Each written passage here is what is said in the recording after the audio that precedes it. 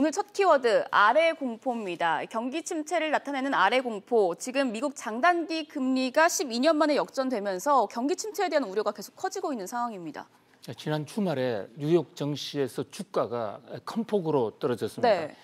최근에 연준이 아주 비둘기파적인 신호를 보였지 않습니까? 네. 이를테면 금리 인상을 더 이상 하지 않겠다든지 또 점도표상으로 금리 인상 횟수를 줄이는 그다음에 이 연준의 자산 축소도 곧 중단하겠다 네. 이런 여러 가지 조치를 발표했음에도 불구하고 그러한 이 연준의 조치에 어긋나는 완전히 정반대적인 현상으로 주가가 아주 큰 폭으로 떨어졌습니다.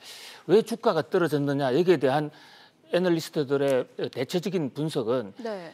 국채 금리의 장단기 역전 현상이 나타났기 때문이다 이렇게 지적하고 있어요.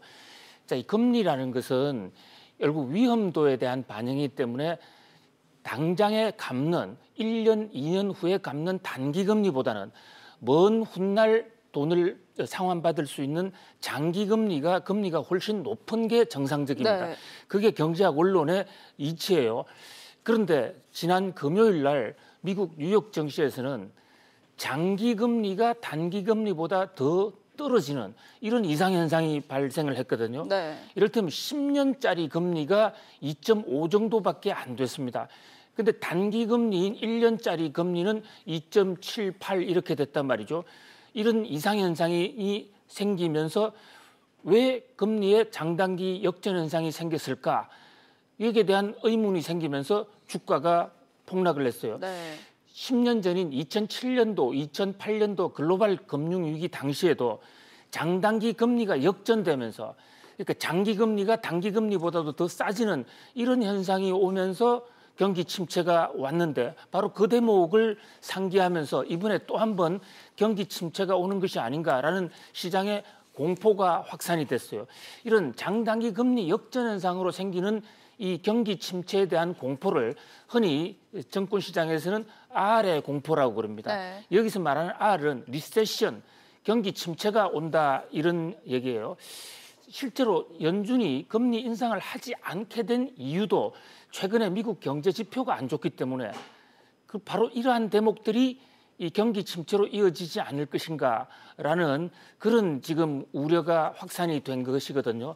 그러나 이 경제학적으로 보면 장기 금리와 단기 금리가 역전됐다고 해서 반드시 경기 침체가 오는 것은 결코 아닙니다. 네. 몇몇 최근의 그 경기 침체의 전조 현상으로 장단기 금리 현상의 역전이 나타나기도 했지만은 네. 반드시 그런 건 아니다 이거죠.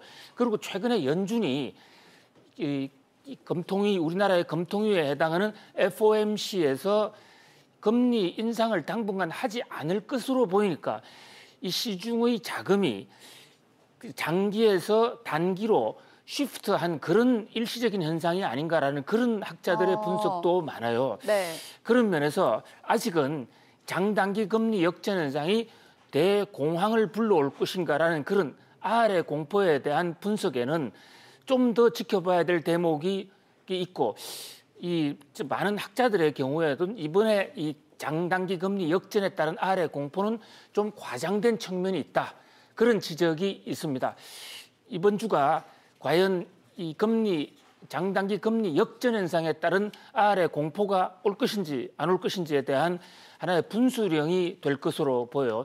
이번 3월 말 뉴욕 증시가 매우 주목된다 하겠습니다. 네, 경기 침체와 관련해서는 상황을 좀 더 지켜보셔야겠습니다. 이어서 다음 뉴스 키워드 알아보시죠.